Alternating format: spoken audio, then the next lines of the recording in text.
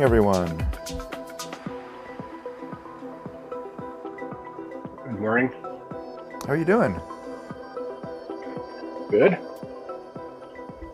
We got a small group today. Yep.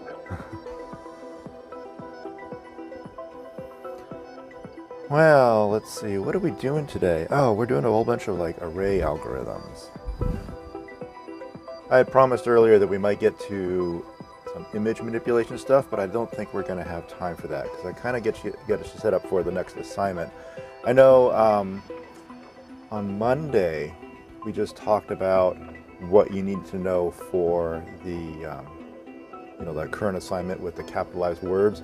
But I thought we would do the array algorithms today, get you set up for the next assignment, and then you'll kind of have some time to work on that. And then probably next week we'll be able to get to the image manipulation stuff.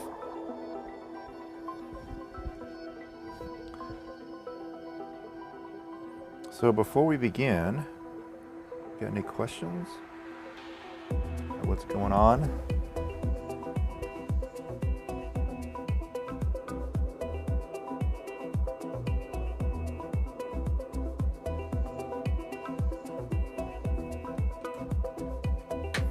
No? All right. Well, let's turn this down here. Don't need that anymore. Okay. Let's see what we can do here.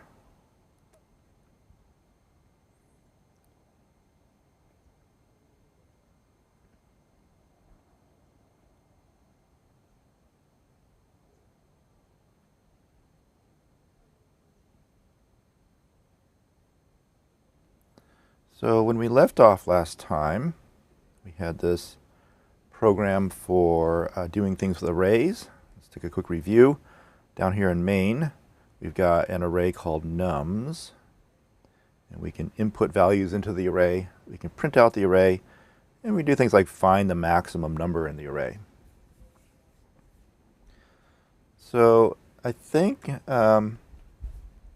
what I want to do here is maybe the first thing we'll do is, right now I have to type in all those numbers every single time, and it might be convenient to have it kind of fill in some numbers for me. Now I could have it filled in with a like an unchanging list every single time. That's easy to do.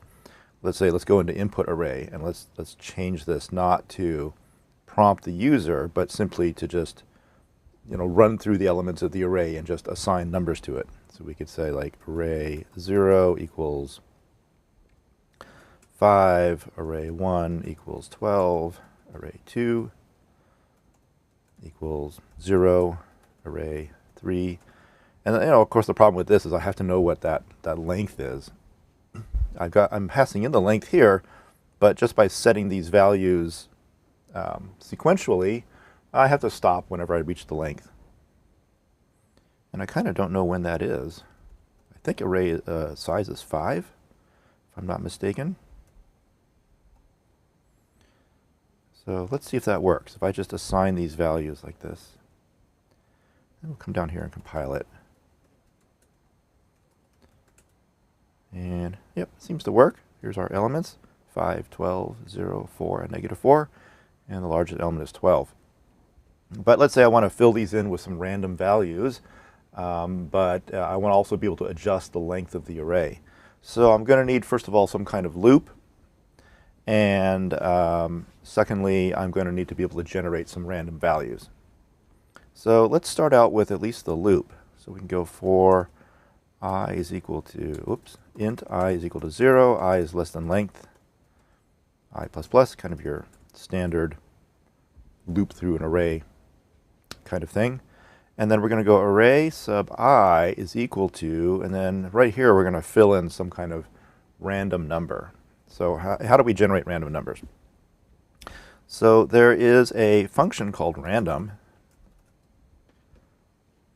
and what it does is it generates a random number between 0 and some really large number, like around 2 billion or so. And that's not what we want. I want a random number that's relatively small so that we can kind of like see things easily. So I don't want these huge, like 6, 7-digit numbers. I'd rather have something small. So how do I take a large number and make it smaller? It's kind of a pretty standard computer programming way to do that. You know what to do?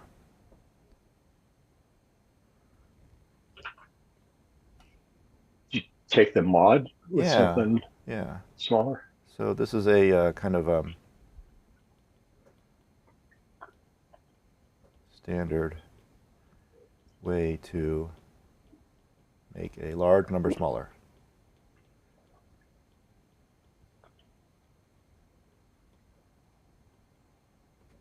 So let's say we've got large num, and then you do modulo or remainder, and then a number that is kind of like the maximum you want that number to be. So if I want a number between up to 10, then I would do modulo 10, and then this would give me some number between 0 and 9. So it's basically I'm going to divide the number by 10 and then get the remainder of that. And the remainder is going to be anywhere from 0 to 9. If I wanted to go between, let's say, 0 to 99,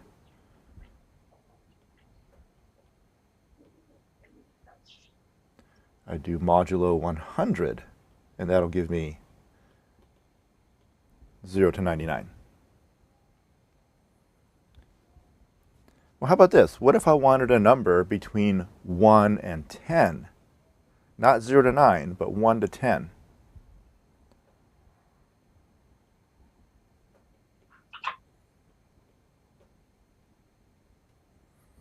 So you're thinking, well, I could just do modulo 11, but that would give me a number between 0 and 10. And I don't want 0. I want 1 to 10. I could. Oh, never mind. No, go ahead. I was Take thinking you turns. just modular 10 and then add 1 afterwards. Yeah, that's probably the best way to do it. I mean, the other sort of naive way to do it is sure, do the modulo 11 and then put a little condition in there. So it's like if I get 0, then do it again, right? So you just go through a loop. But the easier way to do it is to do a modulo 10 and then add 1 to that.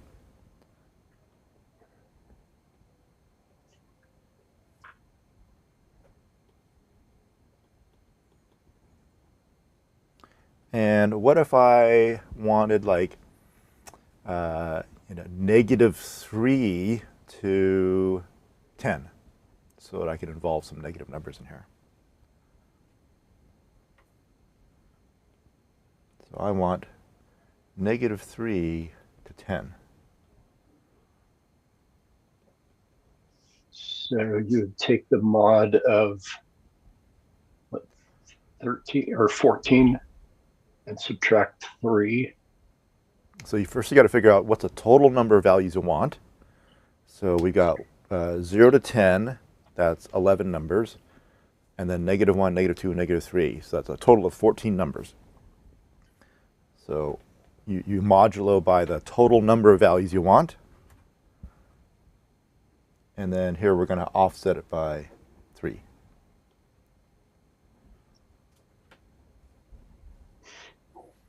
Okay, so back to our program here.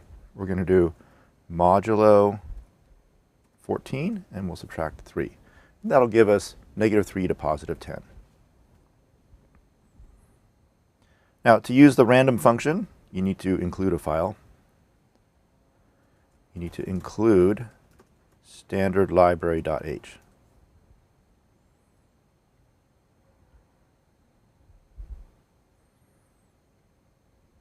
Okay, so let's save this, and we'll run it, and here we go. So we got -2, 1, 6, 2, -2.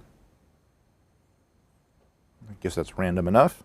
If we run it again, we get, -2, 1, 6, 2, -2. Every time we run it, although the values do seem to be random, they're always the same random. Let's try this. Let's make this number bigger. Let's not go to 14. Let's go to like, I don't know, 50. And then we'll do like a -10 here. So now we should get -10 to like 49. Okay. We got 23, 26, 17, 5, 33. Does seem to be random. But it's like the same every time. And that's not what we want. We want it to actually be like changing every time. So a little bit about random number generators.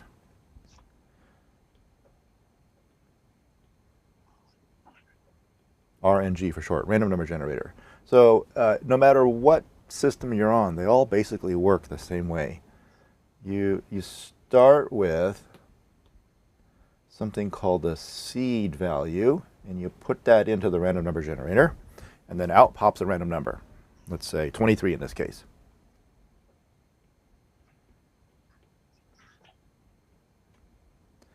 And then what happens is the next time you call the random function, it takes that random number that it just generated and it puts it back into the random number generator. And that one is used to generate the next number. And then the one that comes out from there is used to generate the next number.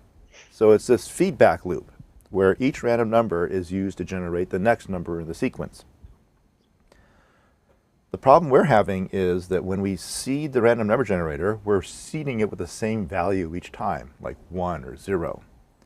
And we need to seed it with a random number, or at least a number that changes every time we run the program. So there's two ways to do this. One is, and this is the easy way, is just seed it with the current time. You can ask the system what time it is. It'll give you back a number. The number is just the number of seconds since January 1st, 1970. But at least as long as you run the program, not within the same second, it will give you a number that is changing every single time. Although it's changing by only a few, it's changing by enough to give you a completely different random sequence each time. And the other way you can do this is to use what's called the pool of entropy, which exists on a lot of systems.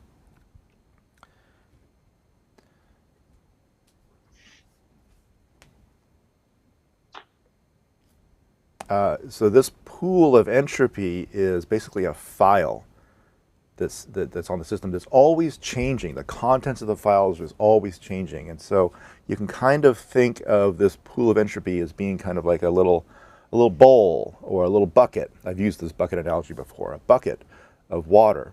And it starts out empty, and then it slowly fills up. And it fills up with random events that are happening on the computer. Random events like keystrokes. Every time you type a key, essentially the keys are random, and also what's random is the duration between the keystrokes. So it's not actually the keystrokes themselves, but the durations between them. So that's fed into this pool of entry. You can think of it as a whole bunch of bits that are just constantly being perturbed by random events that are happening on the computer. Other random events can be network packets arriving on the computer. So again, the times and durations of those network packets. You can think of like basically external events that are happening to the computer that are then taken in and jumbled up and added to this pool. So this pool starts filling up, and again, it's got a little faucet on the side. And then you can turn on that faucet and you can ask it, like, I want to get 32 bits of random information, and so it'll pour out 32 bits for you. Or I can say I want 8 bytes of random information. It'll give you 8 bytes.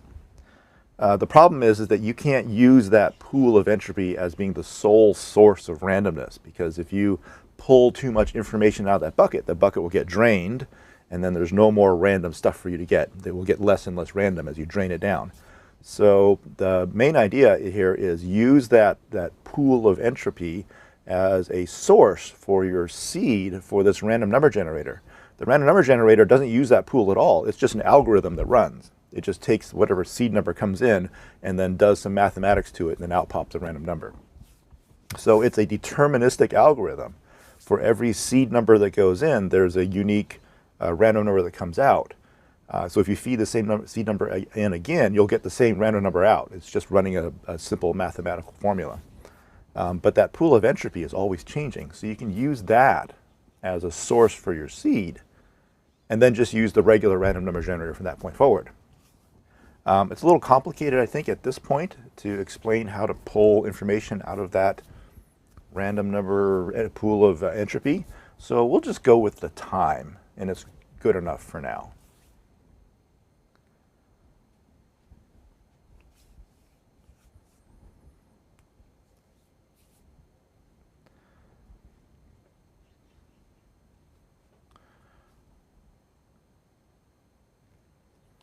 All right. Let's see. So up here, down in the main is where we're going to seed this random number generator. And we're going to use a function called sRandom, seed random, and then we're going to feed it the current time, which is a function called time. And the parameter to time is null, null. Because the time function serves actually two purposes. One of the purposes is to get the current time, and one of the purposes is to set the current time. And so you can pass in a value to time, and it will set the system's clock. But you can only do that if you're the system administrator, and you're not, so you can't do that. Okay, so we're going to ask it for the current time, and then we're going to feed that into the random number generator seed, and then from that point forward, it should get a nice random number. So to be able to use the time function, of course, there's a header file to include. Time.h is the one you want there. So let's save that, and then we'll compile it, run it. And every time we run this now, we got some different numbers.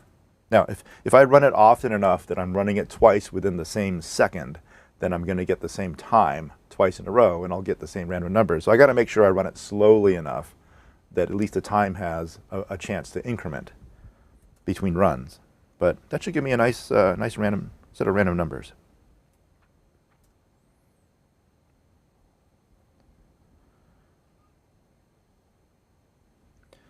Okay, so let's not call this input array anymore. Let's call this fill array random. And then down in the main, we'll change the name here.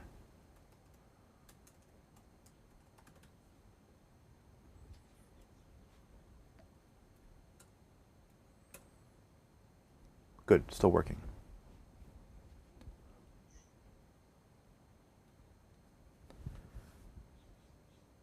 Okay, so our find max is still working. It's still finding the largest number out of that array. And let's go and try to change the size of the array. So let's make this maybe 10. And hopefully, if we've written everything correctly, just changing that one constant will cause all the functions to change their behavior and use the new size of the array. Okay, so we did get a longer array here. It goes from 0 to 9. It's not clear that it actually found the largest one out of the latter half of the array because the 39 appeared here at the beginning. So we better run it again. And nope, the 39 still appears near the beginning. 32, still near the beginning. 37. Okay, that's good. So 37 occurs near the end. So I do know that the function that finds the largest is actually scanning through the entire of the array and not just the first 5 like it was before.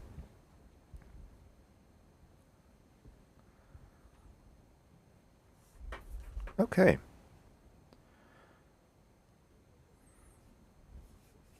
Let's do another function here. Let's call this sum. I want to add up all the values inside the array.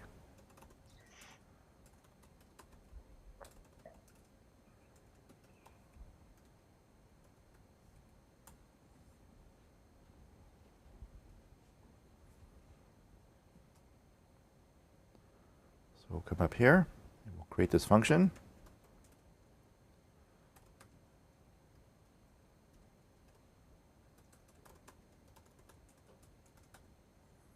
Have you done a function like this before? Finding the sum of all the elements in an array? Got a head nod. Yeah, you done something like that? Many times. What's that? Yes, many times. Many times. What's can you kind of explain what the general approach? You create a sum variable And then you basically loop through the array and add each element to that sum. Good. It's important to initialize it to 0. Oh, that's right. Otherwise, you might get a crazy value. Then our standard little loop here.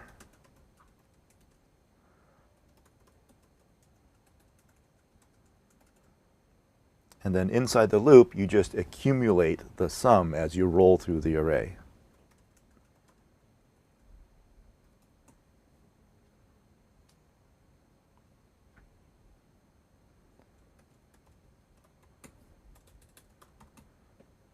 And then when you're all done, just return that sum.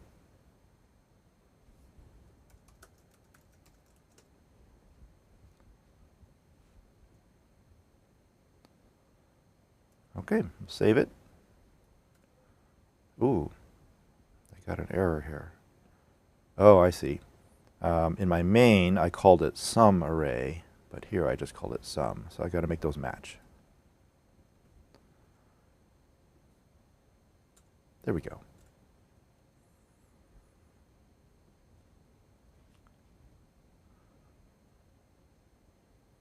So every time I run this, I should get a different sum. That's good.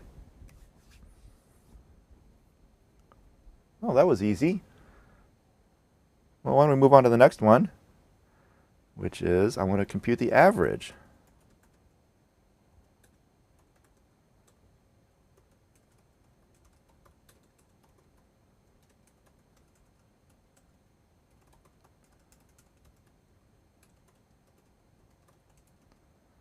Now the average is probably going to be like not an integer, but maybe more like a float.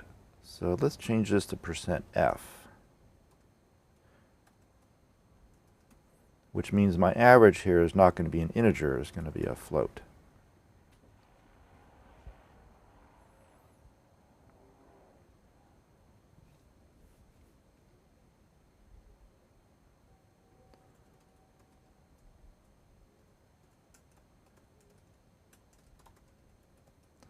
Start writing this function. Looks pretty much the same as all the others as far as the header goes. Okay, so how are we going to do the average? What's the sum divided by the length? Right, so sum divided by the length. So do we need a loop here? No, you have a function that gives you the sum. Yeah, we already have a function that'll compute the sum.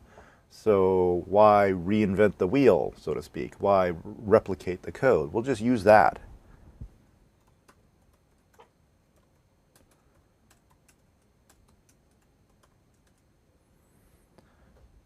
So to pass, I'm going to call sum array, but I need to pass in the array and its length. So here, inside of average array, the array is called ARR, and its length is called length. In main, it's called something different. It's called nums, and it's called size. But inside of average array, it's called ARR and length.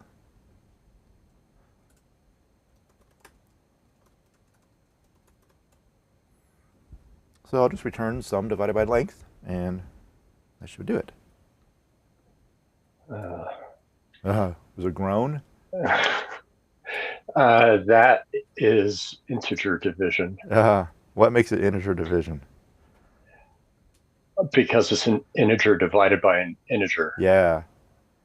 And you notice that the average is always coming out to be an exact. I mean, even though it appears as a float, it's always coming out to be always something 0. So how do we make it so that it does floating point division?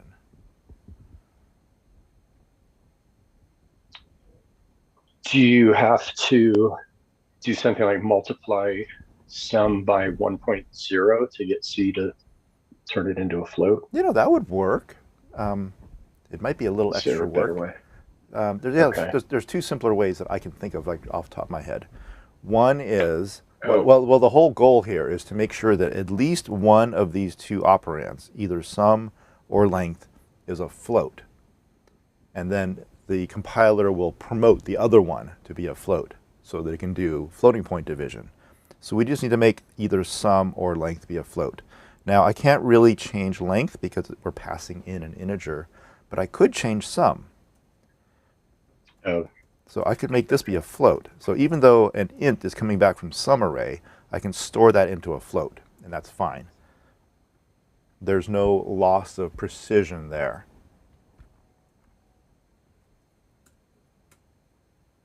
So that's better. I'm now getting some float values there. So that's one way to do it.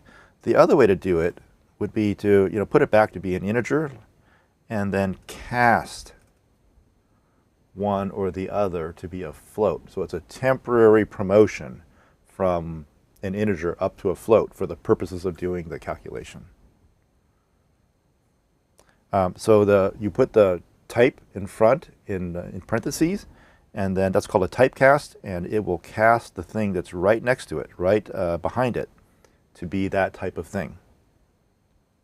Just make sure that you don't do something like this. That's a different, I mean, it's still a cast, but it does it to something different.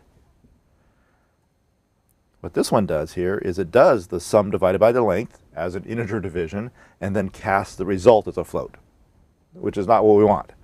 We want to cast sum as a float and then divide that by the length.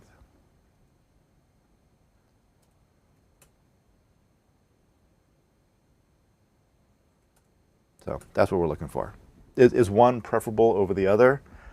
I don't know. For the purposes of this calculation, probably not.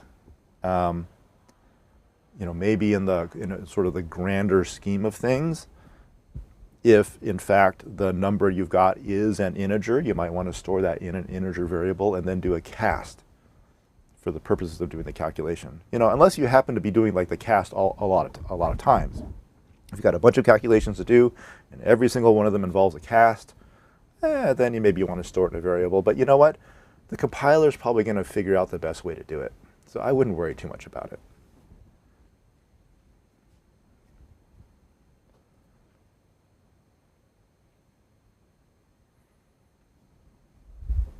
Okay, so we've got sum and we've got average out of the way. So again, we're going through some common array algorithms, and we've got 3 of them so far. We've got one to fill in the array with some random values. We've got another one to add them all up, and we got a third one to find the average of all the values. So let's now do some more interesting ones, maybe ones that you've never seen before. You probably did something like sum and average in your first semester programming course. But let's do something that's like not just doing something with the numbers, but doing something to the array itself. Let's do one called rotate.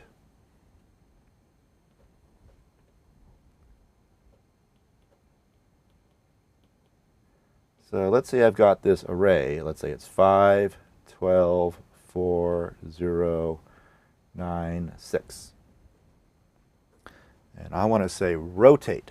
And what I want to happen is I want the 12 to go where the 5 was. And I want the 4 to go where the 12 was. And the 0 to go where the 4 was. The 9 to go where the 6 was. The 6 to go where the 9 to go where the 0 was, the 6 to go where the 9 was, and then the 5 to go all the way to the back of the line.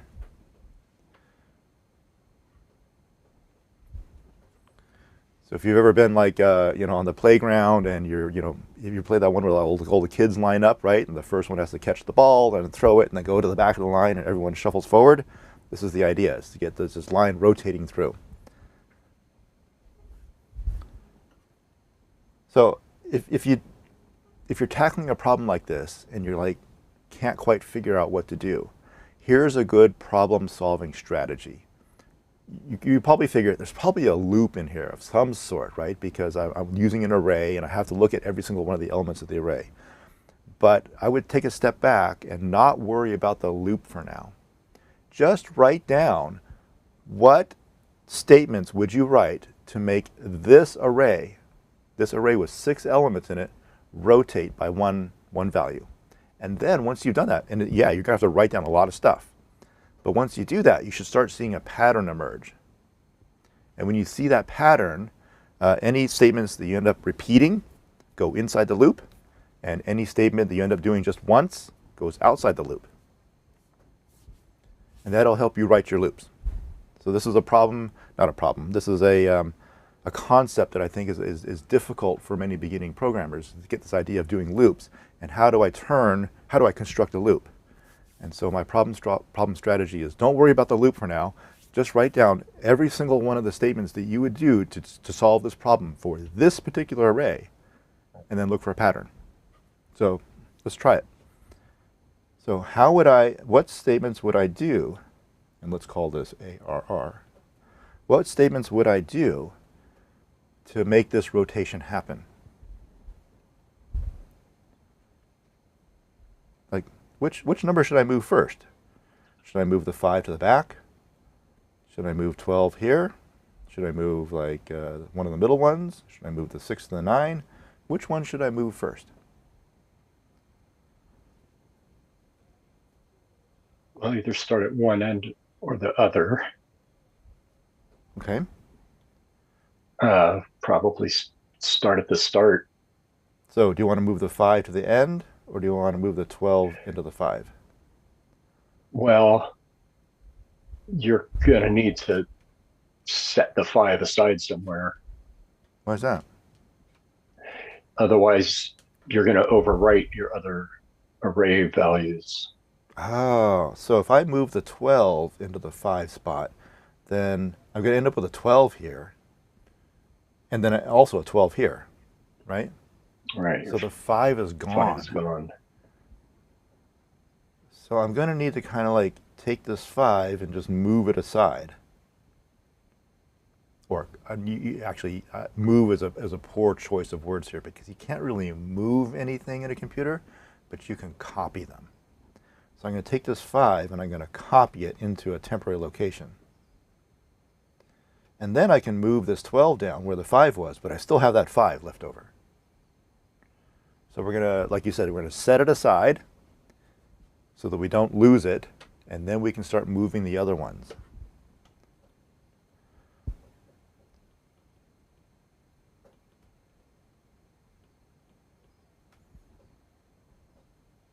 So we're going to take the 0th element, which is the number 5, and we're going to store it away in some temporary variable. Okay, so with that one stored away, now I can move the 12 into the 5 spot.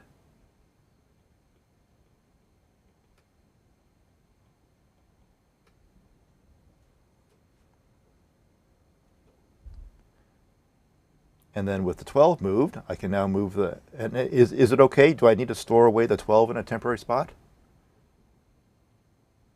No, because I now have 2 of them. I have the one here and I have the one here. So it should be okay to bring the 4 in here and change this one, because I now have the 12 preserved.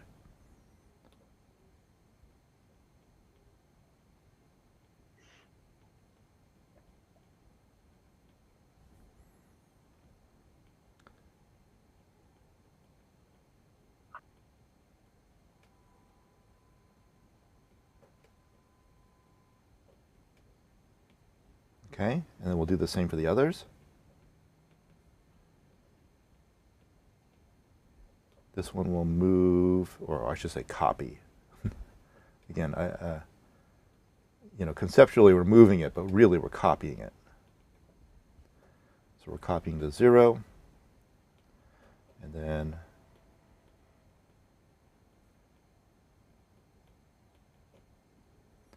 we'll copy the 9.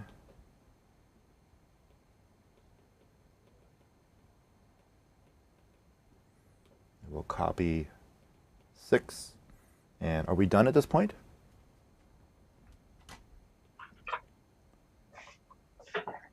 Still got to put the last or the first number back to the last place. So we have that 5 set aside. So now we need to put it back at the end of the line.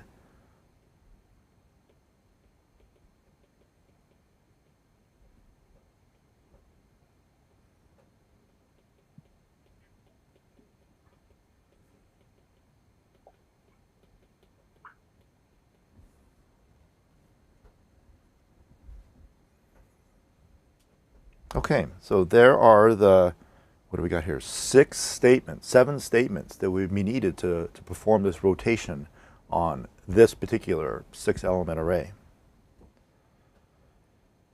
So now you look at these statements and you go, is there a pattern here? Are there any statements that look really similar to each other?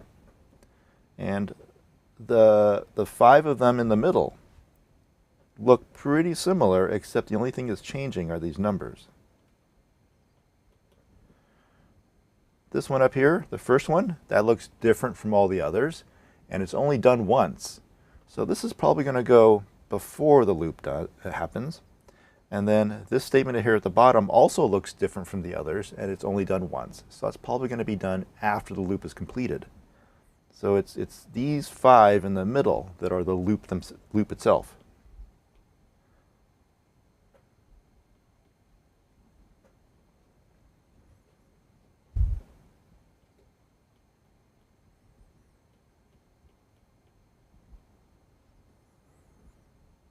Okay, so let's now analyze these 5 statements and see if we can arrive at some kind of pattern here. Because I want to not use these actual numbers, but use variables instead. So looking at these numbers, is there a pattern that you see? I mean, I'll start you off here. The first pattern I see is that these numbers here are going 0, 1, 2, 3, 4. And the other numbers are going 1, 2, 3, 4, 5. So they're definitely incrementing.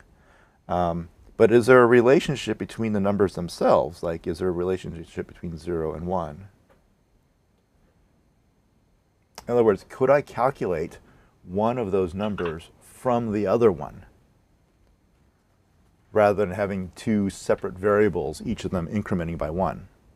So if you can possibly calculate one number from the other number, that will simplify your loop a lot. Well, the second one's just the first one plus 1.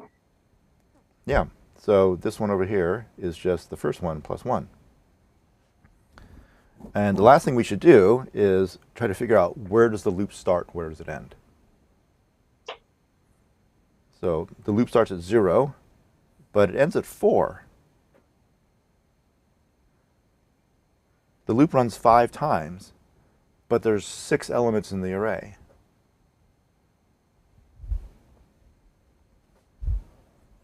So think about that for a moment.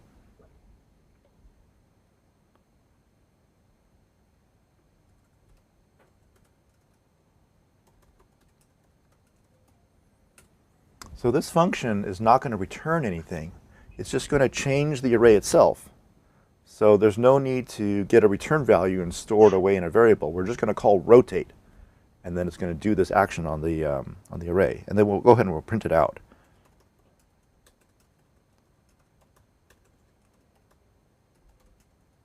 And we'll see if it in fact got rotated. I'm going to print out a little marker that says rotate.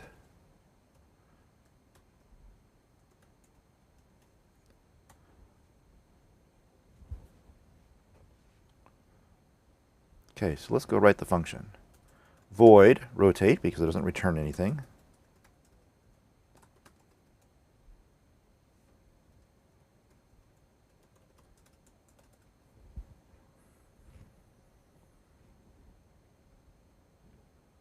Okay, so according to our picture there's a do once, then there's a loop, and then there's a do once.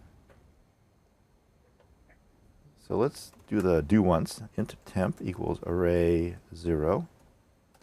And then we got some kind of loop here.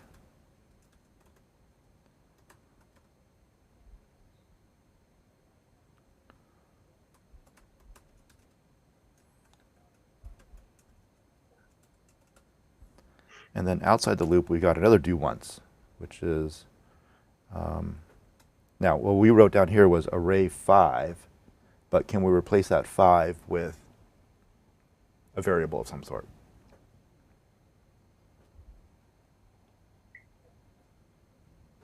Well, the last array index is the length minus 1.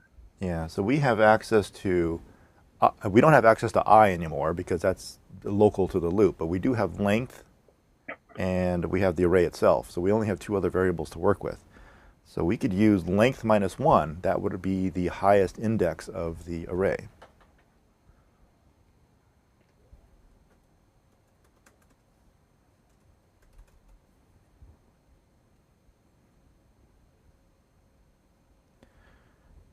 So let's go ahead and fill in the rest.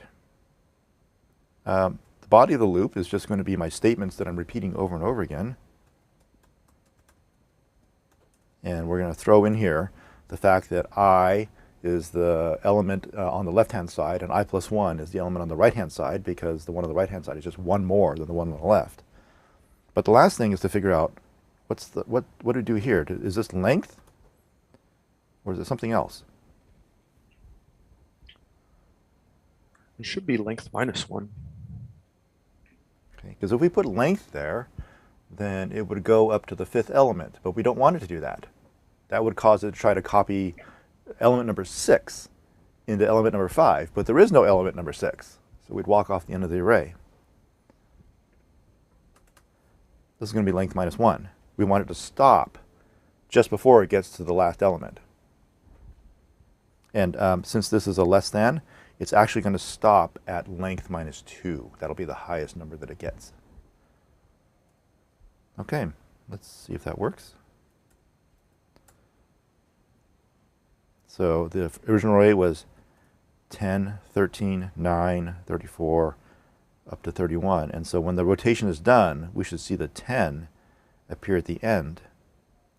And the 13, 9, 34 should have come to the beginning. And here we go, 13, 9, 34 up at the beginning, and 10 is at the end. And I don't see any obvious, like, I mean, I do see like 19 and 19 here. I'm looking for duplicates. I do see 2 19s here, and I see 2 19s here, so that's good. What I'm looking for is like the 10 to be duplicated, or the 13 in front to be duplicated, which might indicate that our loop is not running correctly.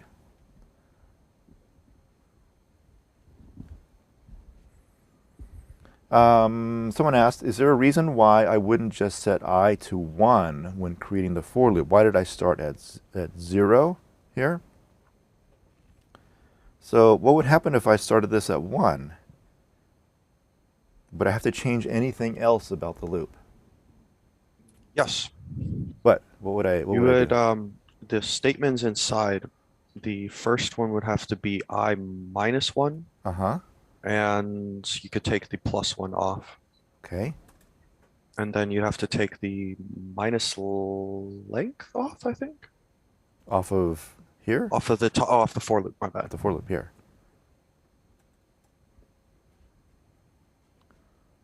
Okay, so going back to our picture, if we're starting at 1 here, you know, we could use this as I and I and I and I and I, but it means that these are all I minus 1s here. So you accomplish the same thing, you're just doing the calculation kind of in reverse. Yeah, same but different. Let's try it.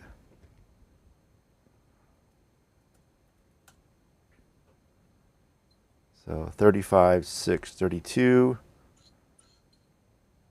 Here's the 36, here's the 32, and then the 35 ended up at the end. So that works too. And then I'm going to show you something here, and I actually don't recommend that you write your loops like this in general, but if you just like look at it and go, I just can't figure out the relationship between those two numbers, or it doesn't occur to you to try to figure out the relationship between those two numbers, you could actually write the loop like this. You could go int I equals, let's put this at 0. And let's do length minus 1 like we had before. I equals 0, comma, j equals 1. Okay, you can actually initialize two variables. You just put a comma between them. And then we'll do I is less than length minus 1, and j is less than length, right? So we want them to increment up to I to go to length minus 1, and j to go up to length. And then we can go I plus plus, comma, j plus plus. So they're both incrementing as we go. And then we'll just put I and j here. All right, so we're basically writing one loop, but we've got two variables that are going through the loop. And remember, the for loop is just a way to condense down a while loop. Oh, so first of all, let me run this and make sure it works. Let's see, so the -3 should go at the end. Then we got 34 and -10. So 34 and -10 looks good, and the -3 one at the end. So this is not like a double for loop. This is not like two loops where one loop is inside the other. This is one loop with two variables that are going in lockstep. And as I said a moment ago, the for loop is really just a condensed version of the while loop. I could do something like this. I could go int I equals 0, comma j equals 1. So I could initialize the two variables and then replace this with a while.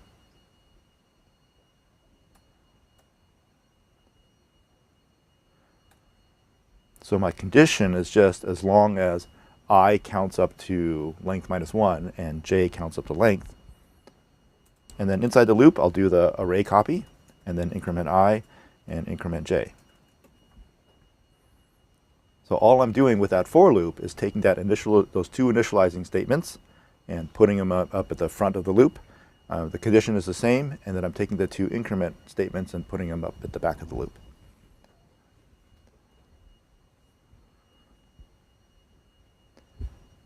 So if you ever need to write a loop where you've got two variables that are incrementing, this is probably the way to do it, a while loop or for loop. The for loop is a little harder to read. Like, most people don't write a for loop with two variables in it. Most people look at a for loop and they expect to see only one variable inside of it. So I would kind of avoid doing a for loop with two variables, but the language itself doesn't stop you from doing it. So I'm going to, for our purposes here, put things back the way they were.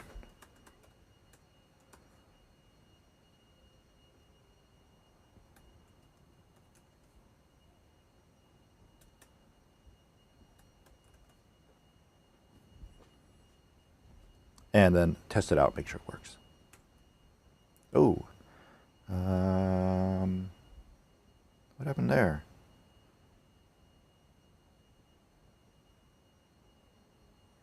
Use of undeclared identifier. Did I not save it? Let me just save it again. Oh, it's a while function. Oh, that's it. Oh, Yeah.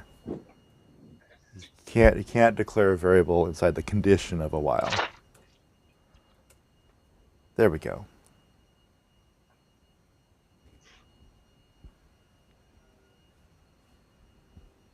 Oh yeah, not only can you not declare, actually, you probably could declare a variable inside the condition, you just can't use all those little semicolons like you do with the for loop.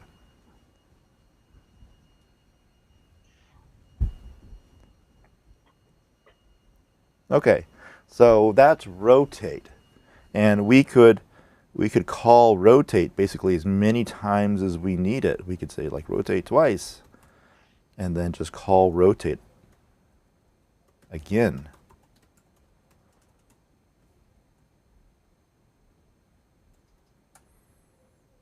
And here we've got 19 to 24, 0. So the 24, 0 should be up at the front, and the 19, 2 should be back on the back side. And here we got the 24, 0 up at the front, and the 19, 2 on the back. So the rotation is happening twice.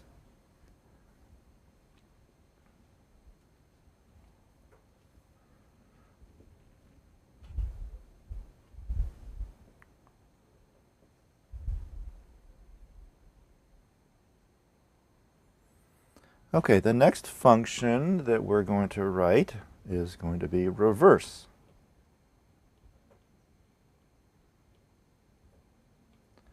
I'm going to take an array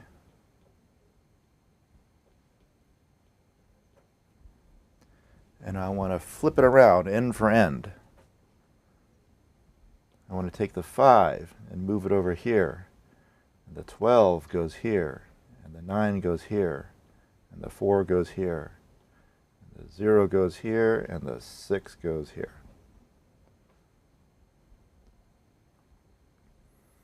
So when I'm done, the array goes like 6, 0, 4, 9, 12, 5.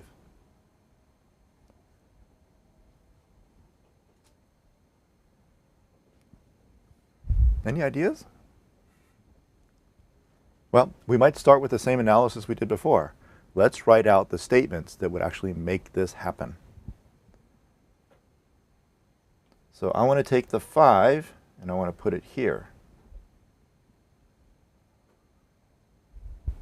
Now, if I just simply copy the 5 over to the 6, I'm going to erase the 6, and it'll be gone forever. So I'm going to have to take this 6 and set it aside so that I got place for the 5 to come in and then put the 6 back.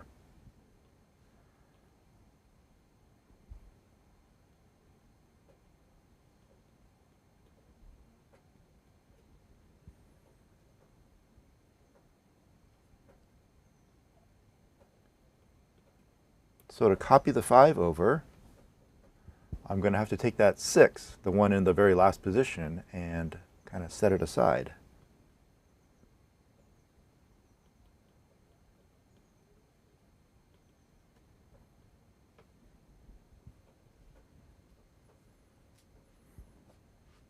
And now I can move that 5 into position.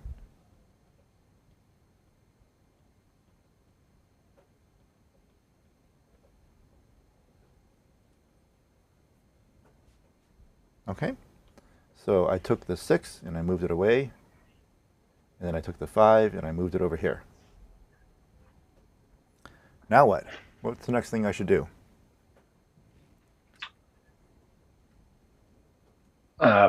Put your temp value into array 0. So rather than moving on to the 12 and putting it over here, I should take that temporary value and stick it back into position number 0. So basically I'm going to swap the 5 and the 6.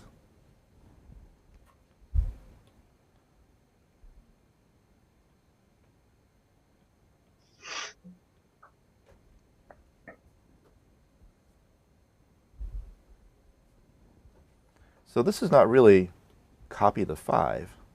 This is actually better described as swap 5 and 6.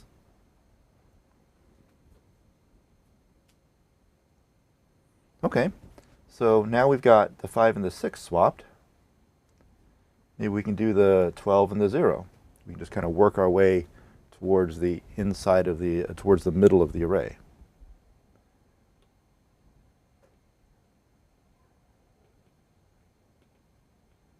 So let's swap the 12 into 0. So what are the 3 statements that would be needed to do that?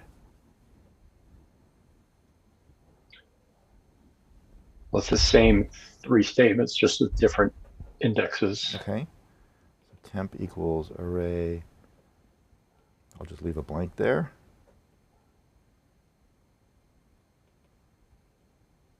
And 2 blanks there.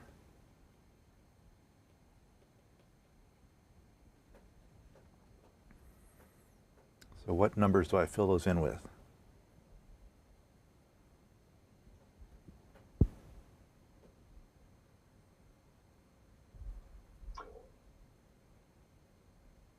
Well, last time it was, the first one was array 5. Mm-hmm.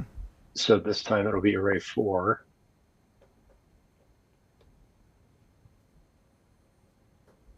And then I can see that these 2 numbers are the same. Right. So that's going to be a 4. And this number is going to be not 0. That's going to be a 1, right? That's going to be 1. And then these 2 numbers are the same.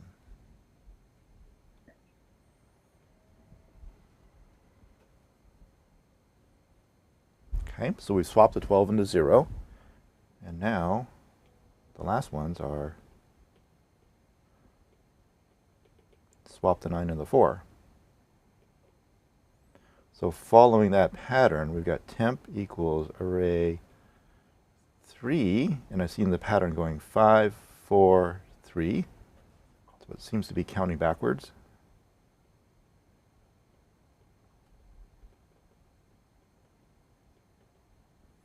And then these numbers here are going 0, 1, 2, so those are counting up from 0.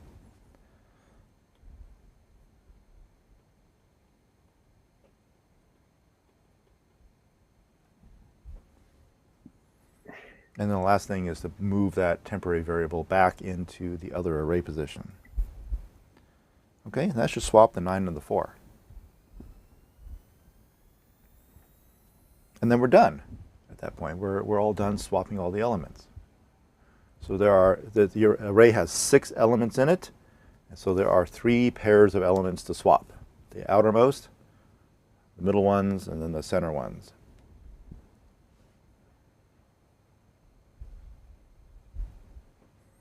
Okay, so let's figure out what these values should be.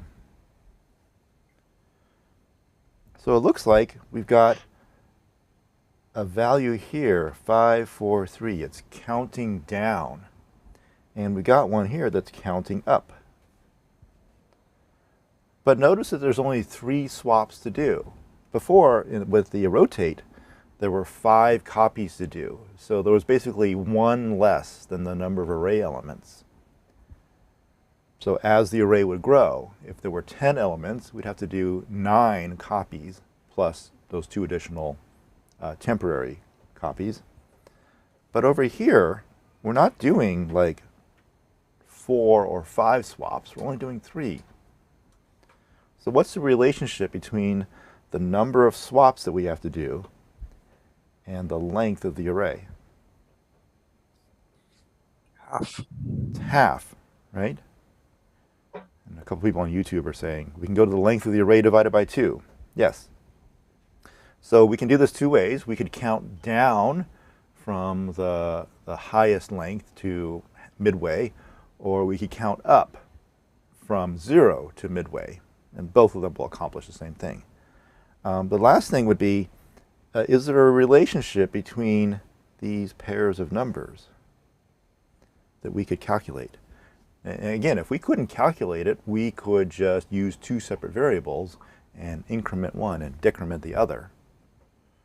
But maybe there is some relationship between them. Maybe there's a way to calculate 5 from 0 and 4 from 1 and 3 from 2. Do you see the relationship? Looks like it's length minus the number minus 1. You said length minus the number minus 1. So if the number is 0, then we take the length, which is 6, and we subtract 0, and then we subtract 1, and that gives us 5. Okay, that seems to work. If the length is, if I is 1, then we've got 6 minus 1, whoops, 6 minus 1, which is 4, and that seems to give us that number. And if I is 2, we've got 6 minus 2 minus 1, which is 3, and that seems to give us that number. Another way to express that is notice that when we add these 2 numbers together, it always comes out to be 5. So we need to come up with a formula such that both those numbers add up to 5. And in this case, 5 is 1 less than the length. So we need to come up with some kind of formula so that those 2 numbers, when added together, gives us the length minus 1. And so in this formula we've written here, we've got the length minus 1 kind of built into it. And then this minus I is the last missing piece that we need.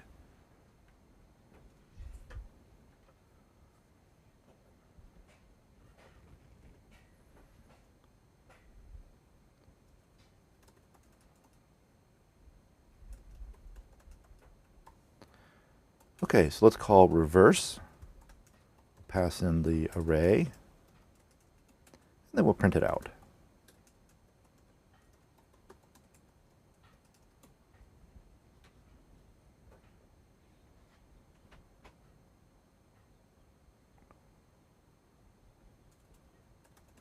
This is also a void function because it doesn't return anything. It just alters the elements of the array in place.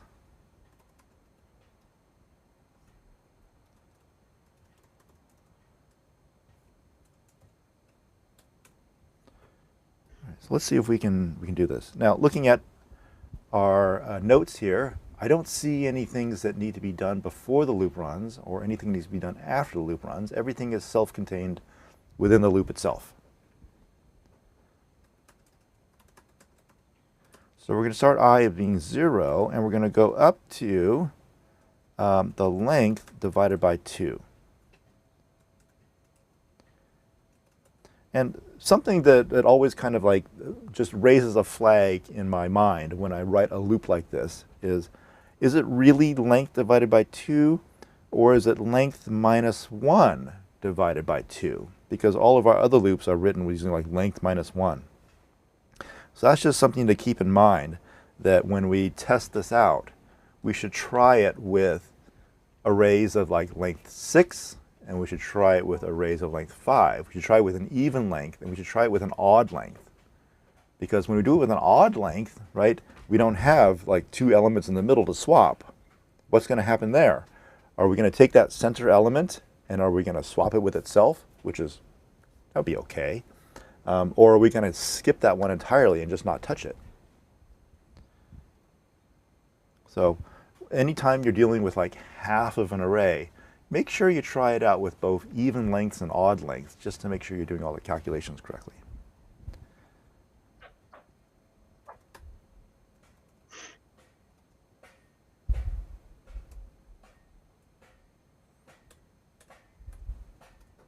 Hang on, my neighbor is doing some hammering next door, so I'm going to close the window.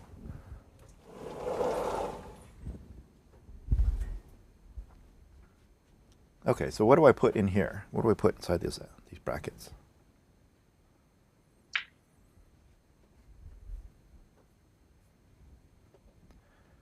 What's that one? That should be that Yeah, so that little formula. That.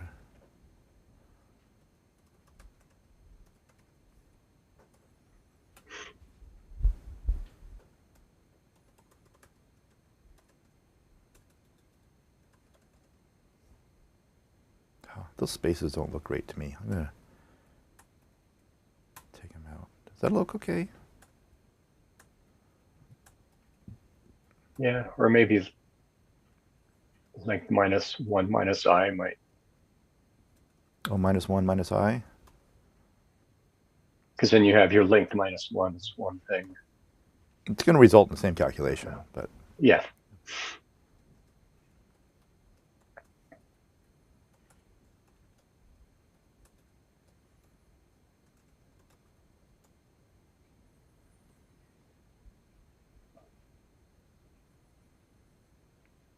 Okay, so is that it?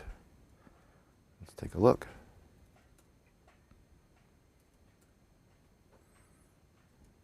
It seems to work. Here's our original array. The 37 goes to the end, and the 18 goes to the beginning. Here's another 37. We better make sure that this is the 37 that got copied across, and not this other one over here. But let's look at the rest. So the 3 went here, the 33 went there, the 16, it seems to be working. So let's run it again. And let's just make sure there's that 37 again. 37 went there, 13 went there, 14, it looks okay. Another thing to try would be, let's change the length of the array to something that's odd, and make sure that that's working. So let's make it 9. Okay, so the 28 went there, the 20 went there, 19 went there, 22 went there, good. 13 got swapped, 17 went there, 25 there, -3 went there, and then the 17 here stayed in the middle.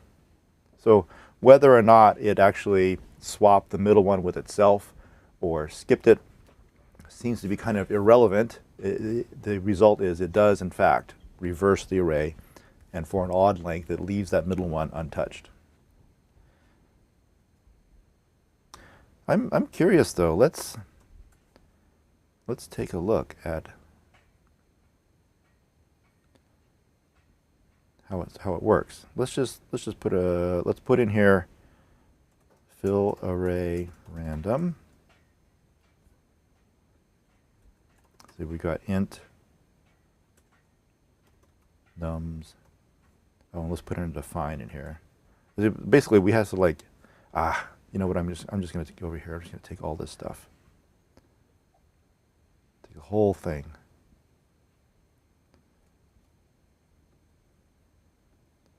Paste it in. And let's see, we don't really need print array. We can see the array visually. We'll leave fill array random in there. We don't need double array. We don't need find max. We looked at those last time. We don't really need sum array. Don't need average. Let's leave rotate and reverse in there because we're going to look at both of those. And then we don't need print. Take that line out. Take all this out.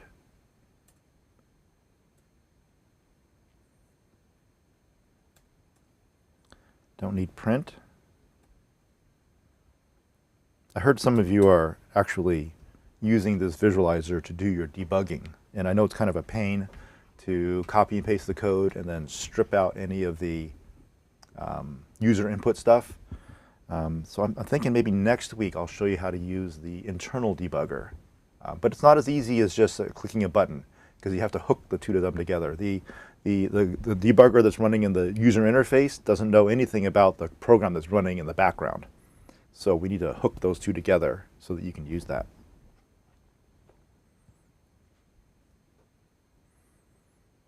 All right, so we're gonna rotate. And actually, I'm going to take out these printfs. We don't need those either. And we don't need this one. And we don't need this. So it's going to leave with just initialize the array, fill it with random numbers, rotate, and then call reverse.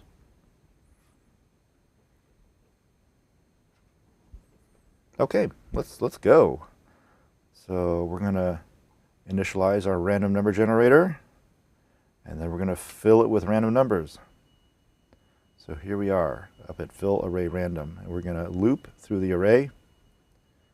And we can see that variable I starting to increment. And it's starting to fill in these values.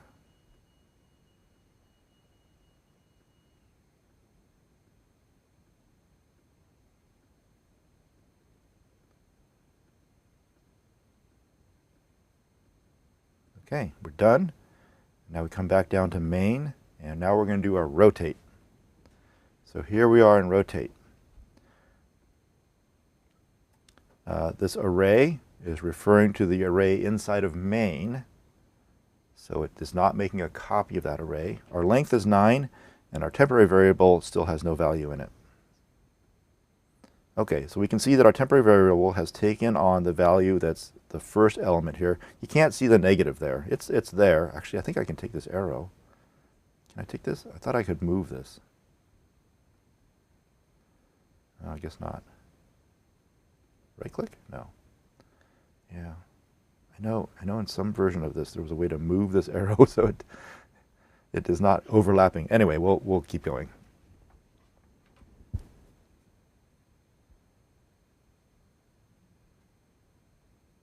Customize. Curve. Oh, here we go. I can make it curve more. No? Curve less? No. I was hoping to get it to...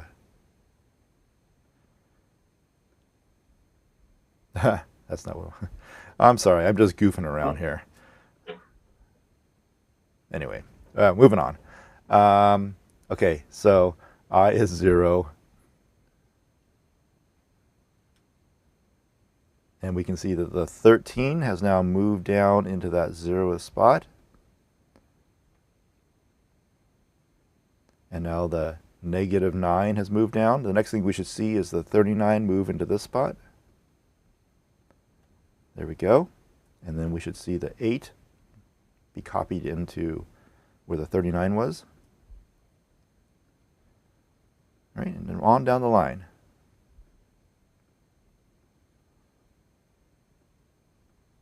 And then finally, we're going to take that temporary variable and put it back at the end of the array. So we should see this -5 go into this spot over here.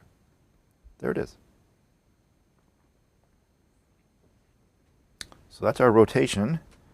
And now we'll do our reverse. So we've got our loop counter, we've got our length of 9, and we've got a temporary variable. Temporary variable contains -5, which is the last element. And now we see the 13 got copied over to the end of the array. And then a -5 went to the beginning of the array. Notice now the temporary variable has gone away. It went out of scope. And then when we come back in, actually, you can see it actually has -5 here. So, although conceptually temp went out of scope and then came back into scope, and it's supposedly a new variable because it's just simply disappearing and then reappearing and then disappearing and reappearing. The computer just sees that it went out of scope and went right back into scope, so it just gave it the same value it had before because it's occupying the same memory location. So the memory location of temp is not changing, it's just simply disappearing and reappearing. It's kind of like it's being covered up and then uncovered, covered up and uncovered. But then the 9 and -9 got swapped. And now the -7 and the 39 are going to get swapped.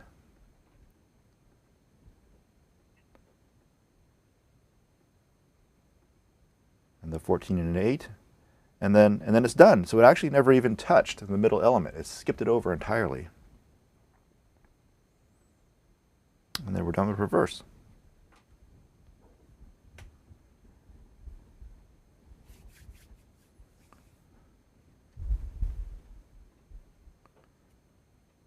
Okay.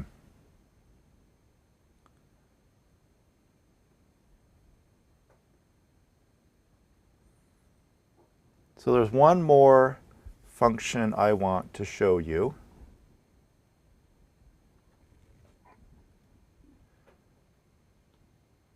This function is called shuffle. Okay, we're not going to get to sort today, probably. We're going to do shuffle. That's kind of interesting. You're basically going to take an array and you're just going to mix it up. So right now, what we've got is an array that starts out with some random values, but let's say they were all like, basically I want to take it's kind of like shuffling a deck of cards, right? The cards are already randomized, but you want to randomize it some more. You want to take the existing numbers and you want to jumble them up. So I'm going to take an array, like 5, 12, 0, 9, 6, 4, 3. I'm going to take an array and I want to jumble it up. So an easy way to do that basically is pick any 2 random elements of the array and swap them. And then pick 2 more random elements, swap them, and just repeat this over and over again. Take 2 random elements and just swap them. 2, swap them. How many times should you do this? I would say a good rule of thumb is to do this 3 times the length of the array. So if the length of the array is 6, do this 18 times and you'll get a pretty good shuffle. Do it any more than that and then you're just creating extra work. Do any less than that and you might not actually jumble it up well enough. So about 3 times. Okay, so we know how to swap 2 elements. You just take one of the elements and you copy it away, and then you move the second one into the first one, and then you take that temporary variable and you put it back. So that's our basic swap.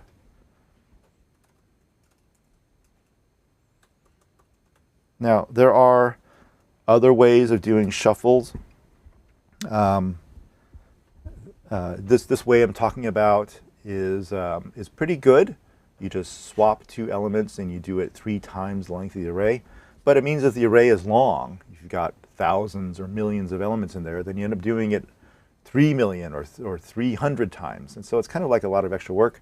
So there's another way to do a shuffle. I forget what the name of it is. But you only have to make 1 pass through the array. And then it gives you a good shuffle. But it's a little more complicated to do. So we'll just do this. It's easy to do.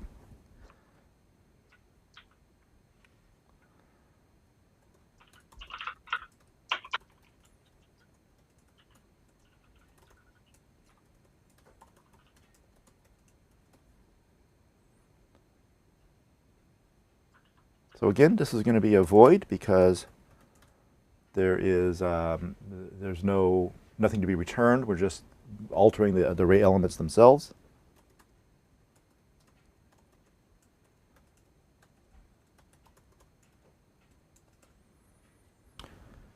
So we're going to do this a total of 18 times, or the length times 3. So we're going to go for int, let's call this iterations.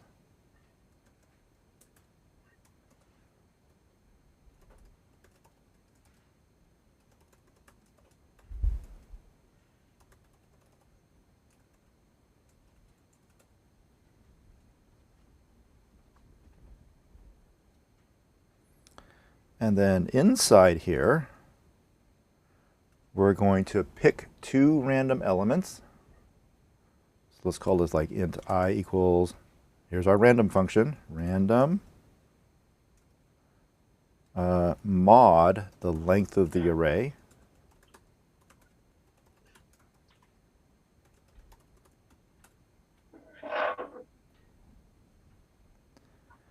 And then we're just going to swap them.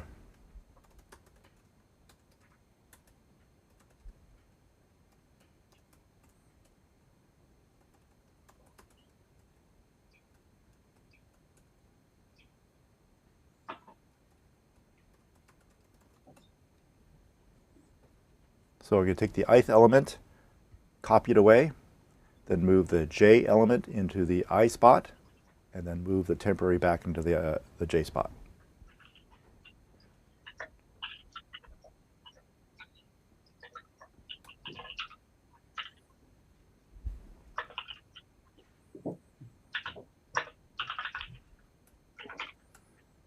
Now let's see what we got here. So here's our array before we shuffled it.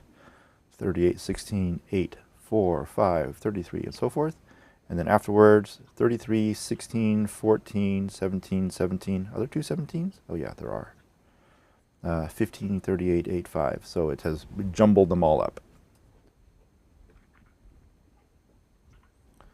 So that's the shuffle. Pick 2 random elements, swap them. 2 random elements, swap. Do that about 3 times the length of the array. That'll give you a pretty good shuffle.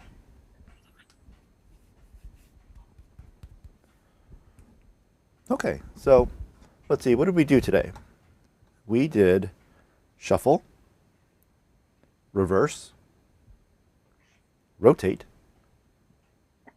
average, and sum. So we did quite a few of the common array manipulation functions. There were some that we didn't do, like we didn't do sort. We'll probably do that next time. And what else could we have done to this? Yeah, we could have done things like find the median value, find the one in the middle, we found the maximum. We could also find the minimum. We could do search, find the element that meets a criteria, like find the 12, or find the elements that are bigger than 5 but less than 10. Right? So we can also do search. Again, we'll do some of those next time. But I think what I wanted to do, Steve is pointing out here, the single pass version of Shuffle is called the Fisher-Yates Shuffle, and there is a Wikipedia entry for it. So you could implement that one if you wanted. We are going to use Shuffle in this assignment, so you can either use that Fisher-Yates, or what they call the Knuth Shuffle, or you could do this one that just randomly swaps things.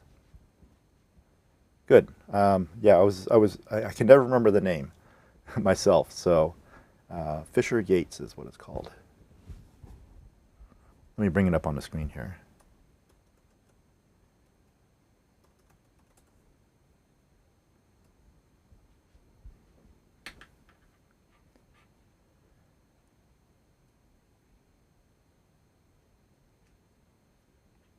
So our shuffle, our naive one, just picks 2 random elements and then swaps them. In the Fisher-Yates one, you pick like 1 random one, and then you got another one that's just incrementing its way through the array. So instead of swapping 2 random ones, you got one that's, you know, always the next one in the list, and then a random one. But you always pick that random one from, I think, the elements that haven't yet been shuffled. So you've got one that's marching forward, another one is randomly picking, but its random pick gets shorter and shorter as this thing marches forward. I think that's how it works. And that, like, you know, it guarantees things like that you only have to make one pass through the array, and it, you know, it guarantees that, like, you'll never end up with let's see, what you'll never end up with an array that is. No, I guess one of the other things is you need to make sure that when you do a shuffle, that there is a possibility that you could end up with the exact same array after you were done shuffling. It's extremely unlikely. You know, it's like shuffling a deck of cards, and then you do it, and then you end up with the exact same deck you had before. That should be a possibility. Anyway, it's got the algorithm here in it.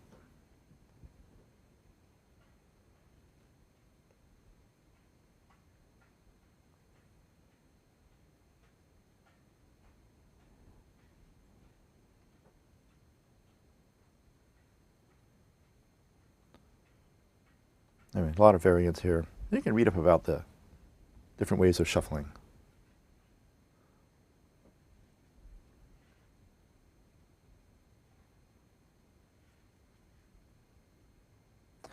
Anyway, back over here. So let's take a look at this game that we've been working on.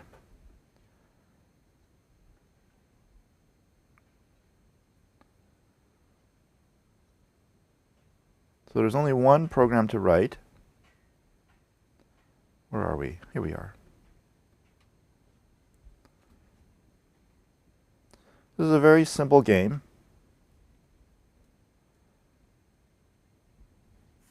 You're going to start by randomizing an array of integers. So you're going to shuffle an array of integers. Determine whether the array is sorted or not. Reverse the, these are learning objectives. Sorry, that's not how it's played. So the game starts by asking the user how many numbers to use, for example, 5. The program generates a randomized list of 5 numbers, 1 through 5, and then the user is prompted to choose how many numbers to reverse. For example, the user could select anywhere from 2 to 5. Let's say they choose 3, and then the first 3 numbers, starting from the left, are reversed. Play continues until all 5 numbers have been put into order. So here's a sample game here. So we picked the length of the board, which is 5. Here's our board, 3, 1, 4, 5, 2. It's a random, it's a shuffle basically. How many to reverse? So we picked 2. So it's going to reverse the 3 and the 1 and leave the 4, 5, 2 untouched. So there we are. The 1 and the 3 have been reversed. And the goal is to get the whole array back into order by doing this reversal of just portions of the array. Okay, how many to reverse? 4. So it's going to reverse the first 4 elements. So now, you know, those get switched around. How many to reverse? 3. So we take the 5, 4, 3, and it becomes 3, 4, 5. How many to reverse? 5. So then we reverse the entire thing. And so the whole goal is to get the whole array into order when you're completely done. I've given you some starter code. And we were actually going to write part of this, but let's go over the starter code. So we're going to randomize the random number generator. We're going to ask the user for the size of the board, anywhere from 3 to 20. We'll create the board, and then we'll fill the board. So what fill board is going to do is just fill the array from 1 to n, whatever the length of the array is. And then shuffle it. Now, I recommend in the starter code that you just uncomment the one line for Shuffleboard, and then when that's working, then you can uncomment the rest, the while loop here, because you haven't written the isSorted function yet. The goal of that is when we shuffle the board, there's always a possibility that we ended up with a board that's not shuffled. So there's a loop here to just check to see if it's still all in order, and if it is, shuffle it again. And if it's still in order, shuffle it again. Right? So we basically are going to guarantee that the board is shuffled. Then we print the board out. Again, we don't have that function written yet. And then while the game is not over, ask the user how many to reverse, anywhere from 2 up to the length of the board. Then reverse the first n number of elements. Print the board out. If the board is now sorted in order from 1 to n, then the game is over. And then increment the number of moves, and then when we're all done, we say you won in however many moves that was. Okay, and I gave you also kind of the start of getInt. So there's going to be like 4 or 5 functions to write to get this game working. You got to finish writing getInt. You got to write isSorted, printBoard, reverse, and Shuffleboard.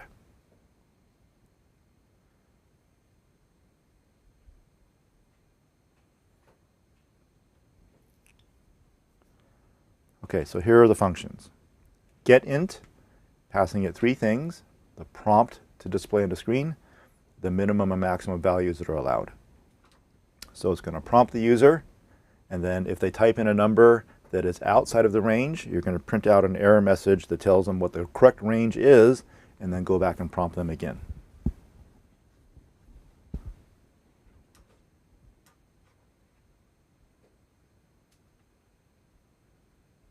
Fill board. This one just fills the board in sequentially from 1 up to the length of the board. So it doesn't do any shuffle, doesn't do any randomization, just fill it in. Print board. Very similar to the print array that we've written already. Just print out what the board is, print out the entire array with spaces in between.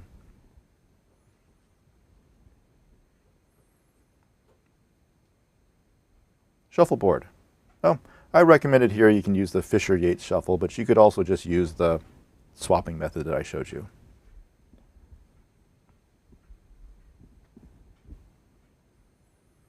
I'll actually change the instructions here to suggest you can use either one of them. You can use either the one that I showed you, or you can use the Fisher-Yates. And then reverse.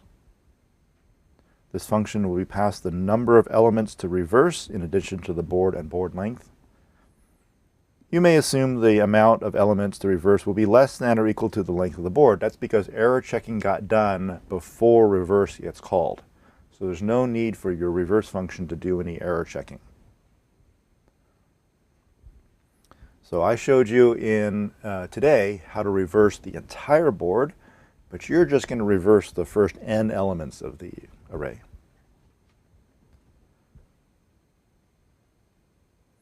And then finally, isSorted. Determine whether the array is already sorted. So to do this, you can just look at consecutive pairs of elements, and if those elements, if for the first one in the pair is less than the second one in the pair, then you can move on to the next one. And if that one is less, that first element is less than the second one, move on to the next one. As soon as you find one that's out of order, you know that the array is not sorted.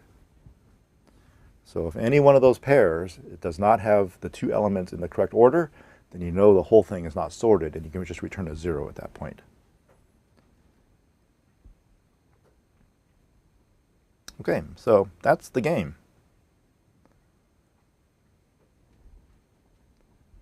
Kind of fun to play, and once you get it all working, one of the goals would be like to figure out what's the minimum number of moves you need to be able to get any array into a sorted order. Try to figure out like how can you not waste moves when you're playing it. And someone always asks like, where did you get the idea for this game? I got it from when I was a kid, and we didn't have the internet And we didn't have very fancy computers. We got just, basic 8-bit computers to play with. And if you wanted to put a game on there was two ways. One is you could go to the software store, which used to exist, doesn't exist anymore, but you'd go to the software store and there'd be like a bookstore that just had shelves of computer software, and you could buy a game. It would come on disk and you put it in your computer and load it up that way. Or you could pirate it like a lot of us kids did. Or you could just find a book that had games in it, and it would have the program listings in there, and you would just type in the program listings one line at a time until you had the whole thing typed in. And this really honed your debugging skills, because if the program didn't work right, you then had to compare the program listing on your computer to the program listing in the book, and then try to find where the problem was.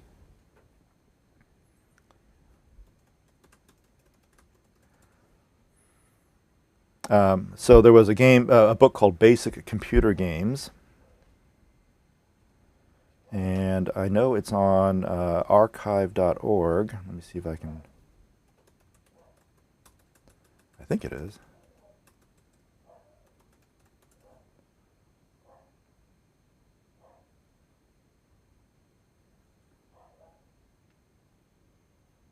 Yeah, this one here.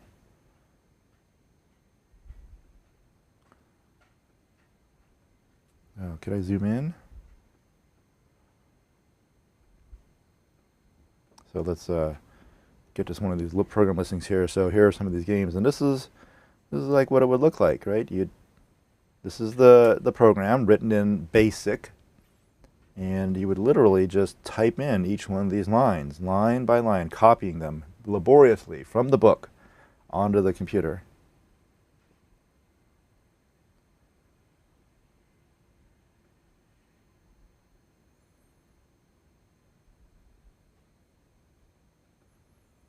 And these are all in alphabetical order, so the one we're looking for is like way down here. Where are we in the listing? Oh, we're in the O's. What do we got? One check, number, orbit, pizza, poetry. Let's keep going.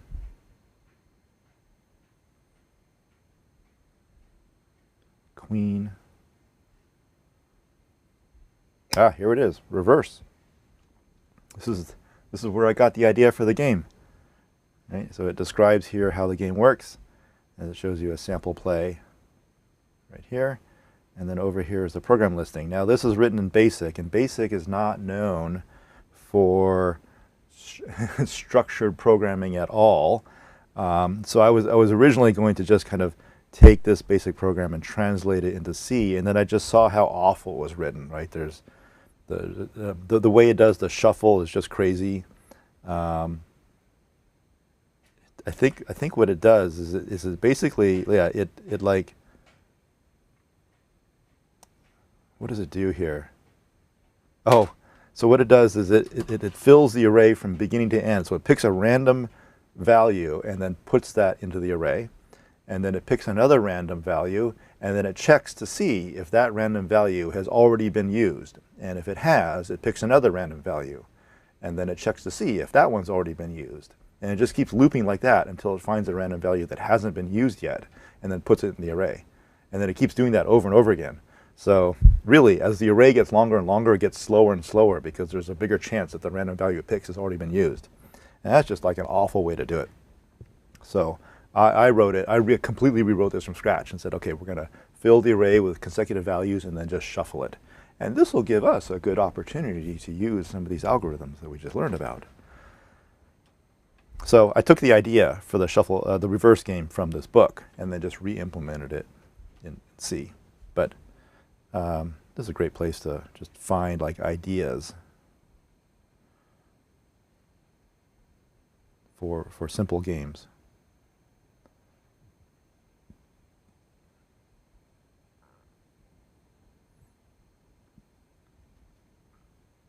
Rudimentary Graphics. I remember when I saw this, I had like, again, I was probably in like 6th, 7th grade. I had no idea what this was, right? It's just beautiful, like interesting looking shapes. But how did they make this? I have no idea, because I hadn't yet been introduced to the ideas of trigonometry and algebra. So I was like, I looked at them with, oh, it's cute pictures, but what can I do with that?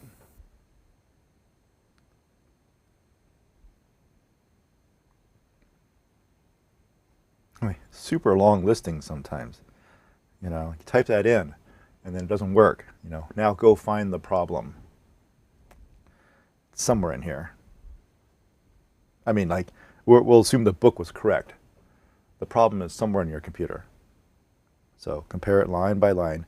But again, you know, it hones your debugging skills, because, you know, the problem maybe doesn't appear until later in the program, right? You know, the first part of it's okay, but it's actually during the gameplay or somewhere in the end where the problem actually occurs. So now you know the problem's not up at the beginning of the program listening, it's somewhere down near the end. So you really kind of develop that skill of winnowing down where the problem actually is, so that you don't have to search the whole thing to look for a syntax error. Or not a syntax error, but, you know, an error in your programming.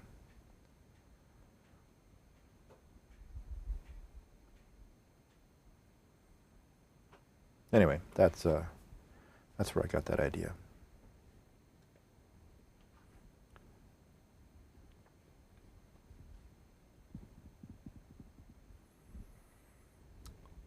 Okay. Let's see. Let me see if I can catch up on some of these comments. Oh, someone asked when we can do the image manipulation. We'll do that probably next week. I wanted to get this assignment getting going, so we'll learn next week about sort and image manipulation and searching, some of the other array concepts that we didn't get to today. What else we got here?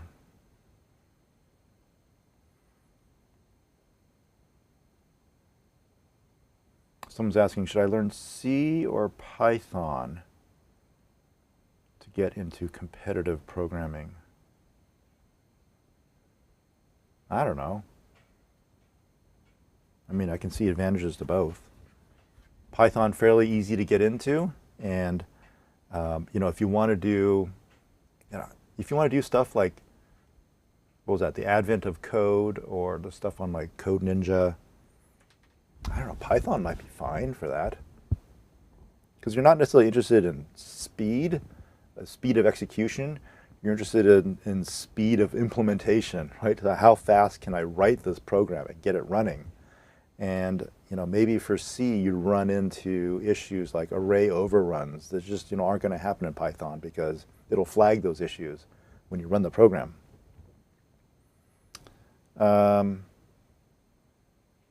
So yeah, I'll probably start with Python. It has its own issues. All languages have their own issues. That's why all these languages exist.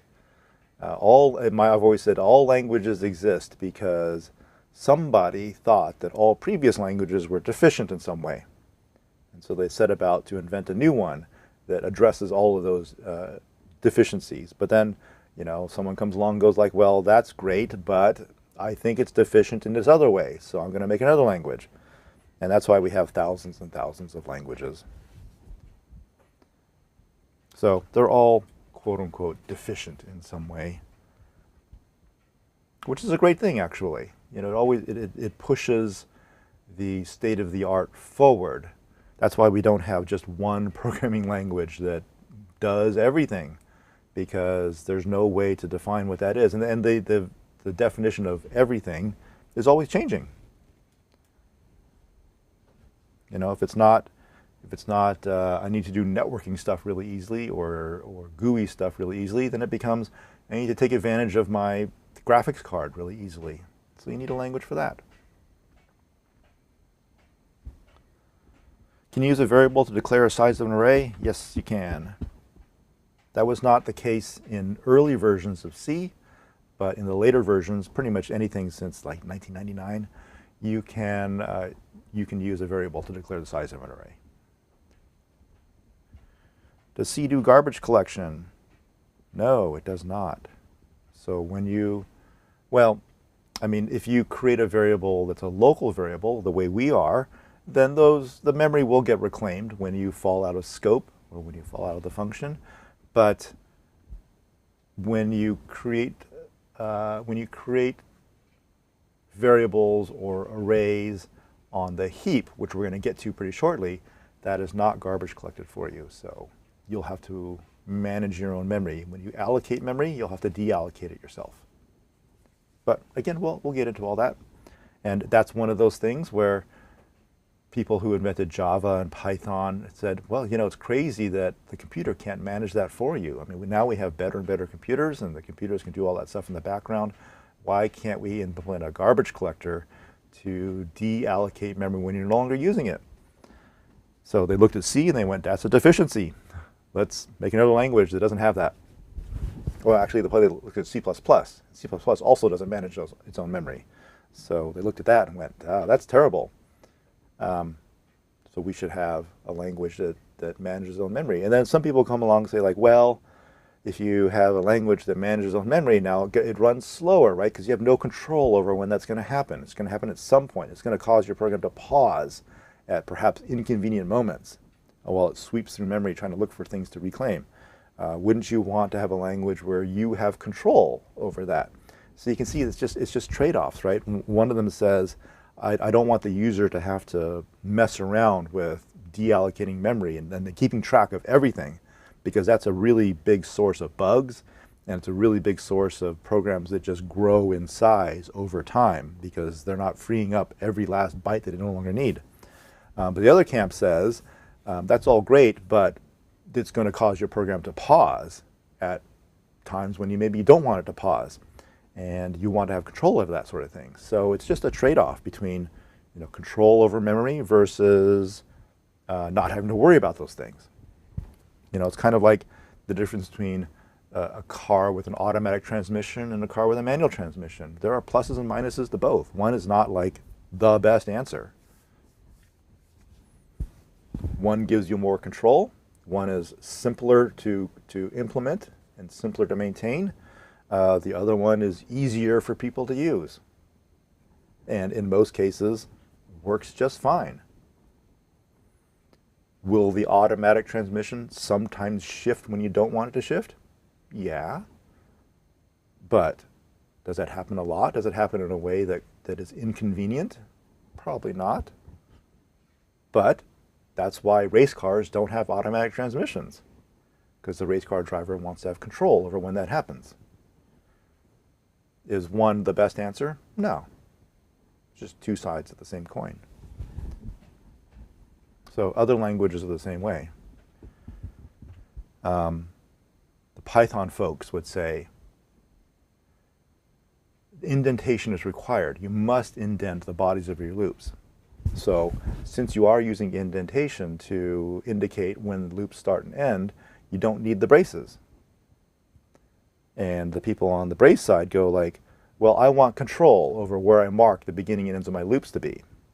That way I don't have to indent if I don't want to. And the Python folks would say, well, that's just silly. Why wouldn't you indent? Of course you're going to indent, right? Because that's how you make your code readable. And so it's just, again, it's just trade-offs, right? Do you want your code to be readable, or do you want to have forced users to remember to put braces in?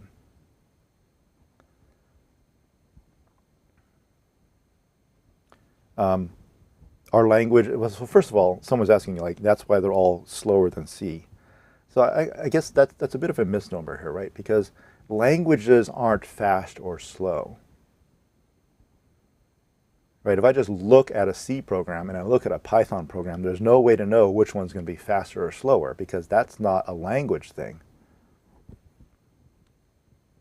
It's like saying, you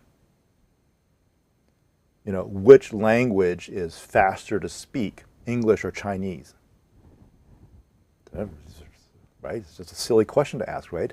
It has nothing to do with the language itself. It has everything to do with the person who speaks it or reads it. So as far as which is faster or slower, C or Python, that's not the language. That's the implementation of the language. What if I run a C program on a computer from the 1970s? and a Python program from a modern computer, which one's going to be slower? Has nothing to do with the language. All right, it has to do with the runtime environment, it has to do with the implementation. Python is a dynamically typed, mostly interpreted, although half compiled language that allows programs to rewrite themselves. And so therefore, you can't statically compile the programs. Although there are Python compilers. If you write your program in such a way that it doesn't alter itself and it doesn't do any weird Python-ish dynamic stuff, then you could compile it and it could run at near native speeds. There are C interpreters out there. They're not common, but there are interpreters for C. Actually, now I was going to say that visualizer is kind of like an interpreter. We're running through it one statement at a time. Does that program run as fast as the compiled version? No, it runs a lot slower because it has to do with how fast we click on that next button. Right? So the language itself is not fast or slow. The language itself is not compiled or interpreted. There's suggestions about the way you ought to implement it, but that's not a hard and fast rule. Okay, so back to the original question was, is Python slower than C? Well, a lot of that's going to also depend upon what algorithms you use, right? So Python is nice because it has built into it a lot of nice data structures, like associative arrays, also called dictionaries. It's got sets.